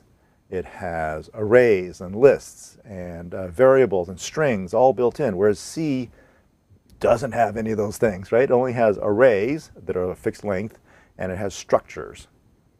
And that's it. That's all you get. And so if that's all you know, then you might say, well, I have this giant array and I need to search for a given element and then pull it out. You might end up doing a linear search because it's easy to implement in C. Whereas in Python, you're going to go, well, I know I'm going to be searching this thing, so I'm going to stuff it into a dictionary. And dictionaries are really fast because they have fast lookups. You don't have to do a linear search to find something in a dictionary. You just say, I want to find this thing, and it finds it for you. And it does it in a way that's efficient. And so there you can make the case that Python is actually faster, even though it's interpreted, because the algorithms it uses behind the scenes are faster for certain use cases. Yeah. So all those libraries are really helping you if you can take advantage of them. Now there are those libraries for C. You just have to know how to use them. You have to know they exist. Right? It's just a matter of that. You can do efficient sorts. You can do efficient searches. It's just more difficult because it's not built into the language. Right? So a Python programmer thinks in a Python way about doing things, and a C programmer thinks in a C way about doing things. And whether one program is faster or another, it's going to have a lot to do with the implementation and the algorithm they use. Back in the 90s and 2000s, when Java was really kind of like gaining a lot of steam, one of the big complaints about Java was that it was slow compared to C or C++. And that was true because although Java is compiled, it's compiled into a platform independent, what's called bytecode, and then that bytecode is interpreted by a runtime environment. And there were two things going on there. One was the interpreter was relatively slow because you now got two layers of abstraction. You've got the program, and then the interpreter, and then the host processor itself. So you got these three layers, whereas a C program just has the program and then the host processor. So you might think, well, the C program is going to be faster. And then the other problem with Java was that starting up the whole runtime environment took time. And so very early versions of Java took maybe 5 seconds just for the runtime environment to spin up and get going. Whereas other interpreted languages like Python and Perl could do it, in a fraction of a second. And I remember one of the guys who was sort of in charge of the Java projects, wrote this flaming email out to his developers going, this is why Java is not being adopted, is because it's slow and the startup time is immense compared to these other interpreted languages. Why can't Java be faster? And so a lot of work was done to speed it up. And so the later versions of Java benefited A, from processors that got faster, and B, a lot of work was done to make the runtime environment run faster. And so one of the things Java does now is it analyzes your code. When you run your program, there's some flags that you can send to the runtime environment to say, analyze the code. Spend like a second or so to just like look it over and get an idea about where's the start of the program, which is kind of the middle of the program, and what's the end of the program. Get an idea about the flow through the program. And then optimize things for the parts of the program that run over and over again. So if your program has some startup code and then a middle part that has a loop in it and then an ending part, optimize that loop portion of it. And it does what's called just-in-time compiling. It takes the Java code and it turns it into the native Intel or ARM code that runs on your processor. And then those hotspots in your code, the parts of the program that run over and over again, run at native speeds because it has turned it into native instructions, not the bytecode instructions. And this is all happening on the fly. You don't have any control over this except to turn it on or off. It analyzes your programs and finds the parts of your program that are the places where you could do this optimization to. Whereas a C program doesn't do that. The compiler does all of its work up front and doesn't know anything about the runtime behavior of your program. So what you as a C programmer or C++ programmer have to do is run profiling tools to look at your program as it's running and figure out where are the hotspots and then optimize those.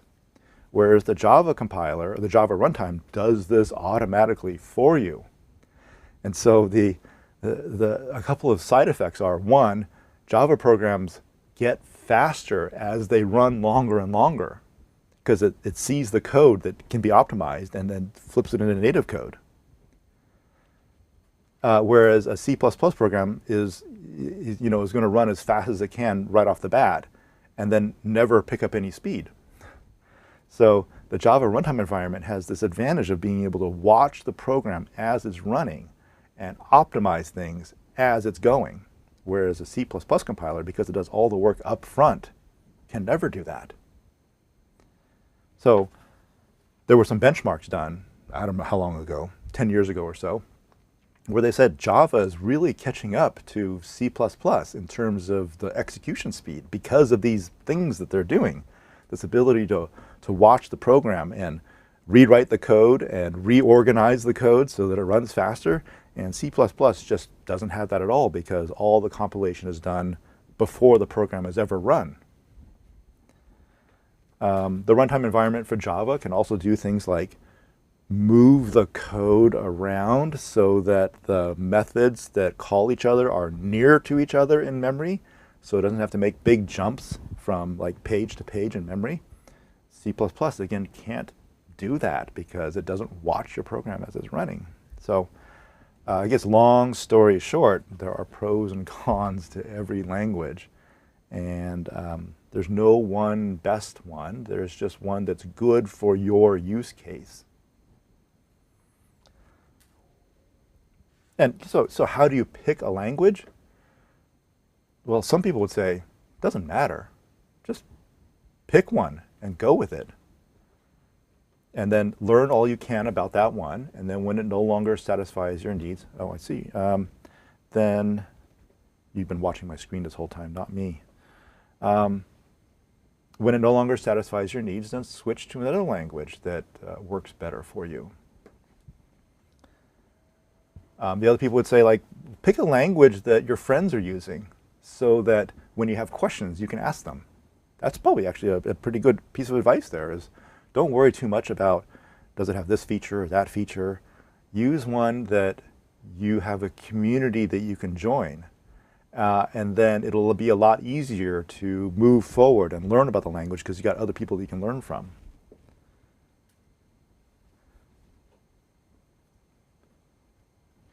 These days, you know, you have like Java, C, C++, Python, JavaScript, TypeScript.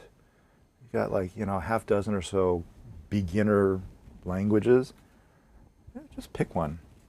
Let's just start using it. As a beginner, you probably don't have the experience to be able to evaluate whether one language is better than another. So just pick one and go with it. And then when you hit kind of a ceiling, switch.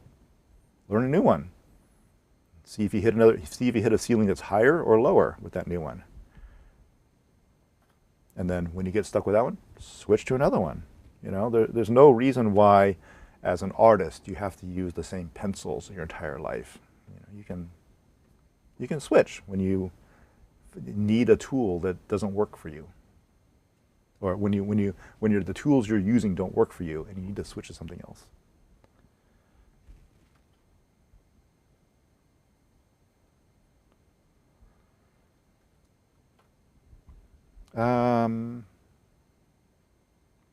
Python is weak in embedded programming.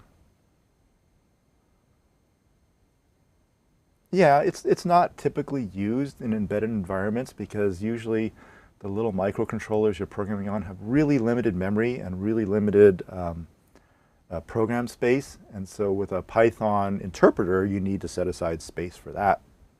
And then because it's interpreting things, the code runs slower than it does if it's compiled.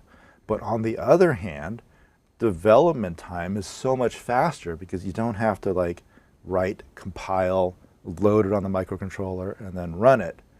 The Raspberry Pi Pico microcontrollers, which are these $4 little boards you can get, I've got like half a dozen of them because they're so cheap, can be programmed in Python. And it's really great to program on those things in Python because you bring up your editor and you're editing the code that's right on the microcontroller itself, right? It actually loads as a flash drive.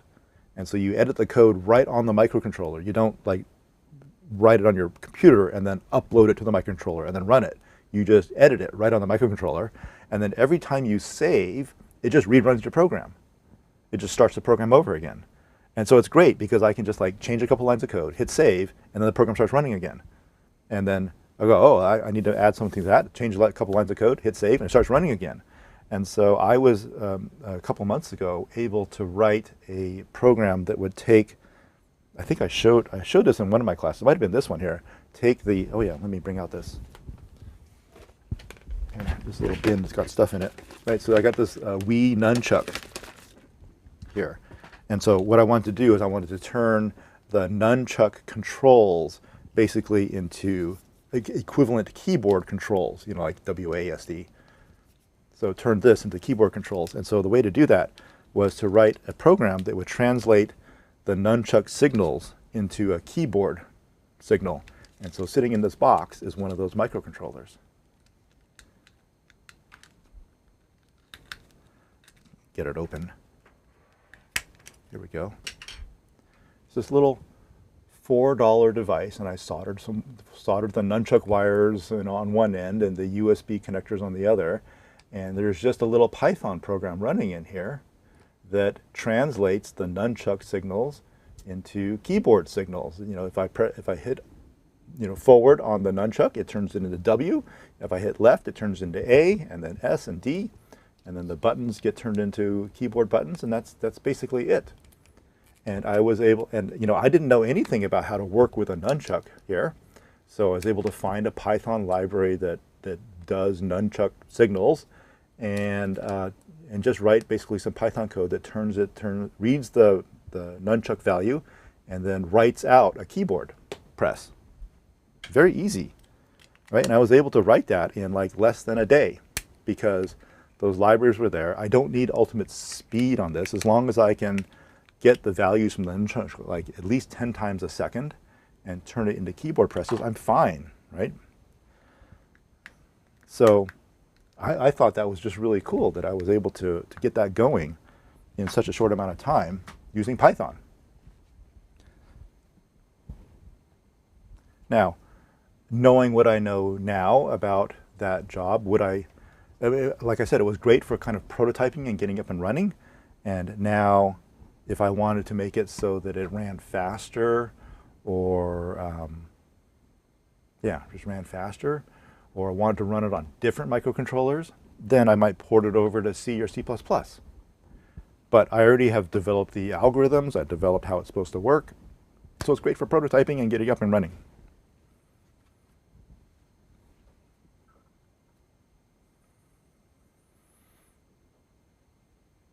Google had a new programming language called Carbon. I'm not aware of that one.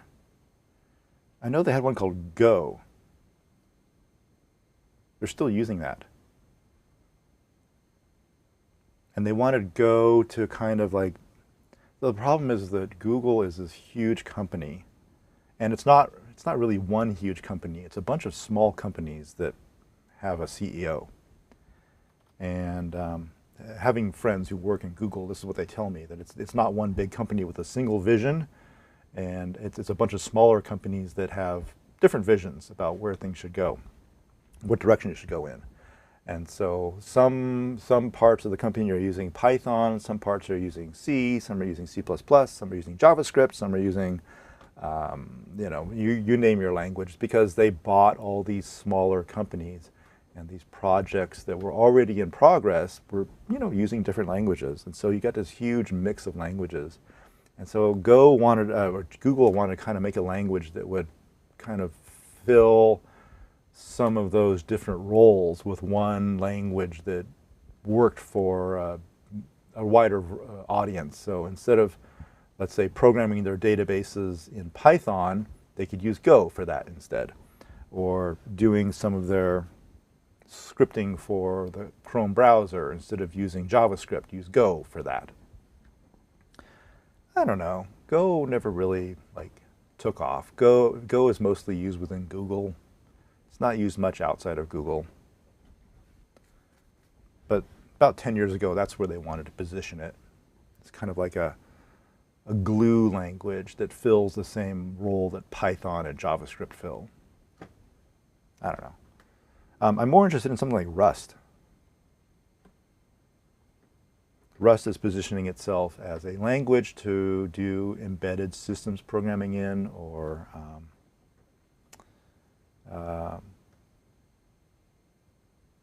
yeah, it's kind of as a replacement for C or C++, but with some of the problems fixed, like array overruns are harder to do in Rust, and function overloading, operator overloading, some of the language features that other languages have that C doesn't have. Rust is kind of trying to address some of those. So I'm interested in learning Rust. Steve says, I looked it up. Google introduced Carbon in July of 2022 as a successor to C++. That's why I haven't heard of it, because it was just, what, 3 months old. I'll have to look into that. So there again, there's someone who thought C++ is deficient in some way, so we're going to make another language. And of course, C++ was a language where the inventor of that said, well, C is deficient in many ways, so we're going to make another language.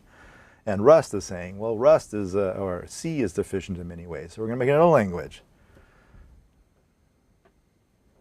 And Google saying Python is deficient in some ways, so we're going to make Go, right? So every language is created to address some itch or some need, you know, in the language designer. Anyway, I've been blabbing for a while here, so I'm gonna call it a day. I'm glad you all stuck around.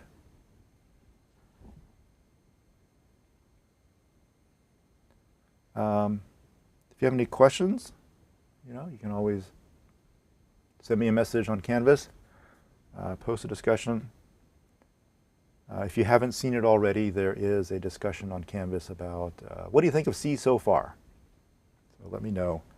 Let me know your opinion on it. Of course, you know, it's just based upon 4 weeks of using it, but that's what I'm looking for. Like, what's your kind of gut reaction to using C for just a few weeks? Okay, so that's going to be the end of it for today. I will see you all on, for my students here, the 2 of you who are left. On Monday, there will be no live session. I have a meeting to attend to on campus, and so what I'm going to do instead is I'll probably put together either we just won't have it, or if I have some time, I'll put together like a series of videos that'll go over the stuff that we would have done on the live stream. So introducing like array manipulation or image manipulation. So there will be no stream on Monday. Okay. Well, take care. Have a good weekend. I will see you all later. Bye-bye. Yeah. Have a nice day. Bye. Record. And thanks for watching, YouTube folks. There's some people from Russia, UK, India, and wherever else you're from. Have a good day. We'll see you next week. Bye-bye.